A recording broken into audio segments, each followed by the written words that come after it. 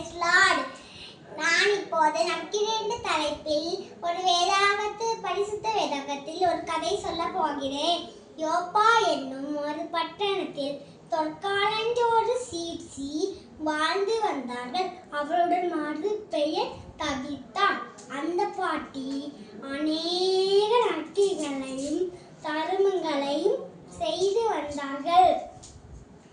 குளிருக்கு போர்த்திக்கொள்ள போர்வைகள், அங்கிகள், சாலைகள் போன்றவற்றை தன் கைகளால் செய்து கொடுப்பார்கள்.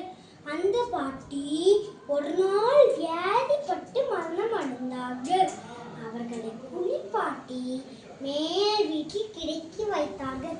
இயேசுவின் சீசனாகிய பேதுரு லித்தா பட்டணத்தில் இருக்கிறார் என்று கேள்விப்பட்டு அவரை சீக்கிரமாய் அழைத்து வரும்படி 2 மனுஷரை அனுப்பினார்கள்.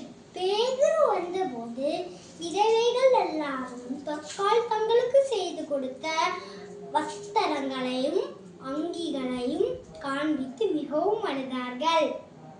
பேதுரு எல்லாரும் வெளியே போக சொல்லி முழங்கால் படியிட்டு ஜெபம் பண்ணி தபித்தாலே எழுந்திரண்டு சொல்லி அவளுக்கு கை கொடுத்து அவளை எழுந்திருக்க பண்ணி அவளை உயிர் உள்ளவராக அவர்களின் முன் நடத்தினான்.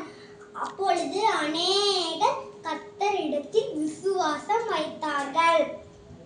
நன்மை செய்யும்படி உனக்கு திராணி இருக்கும்போது அதை செய்யத்தக்கவனுக்கு செய்யாமல் இராதே.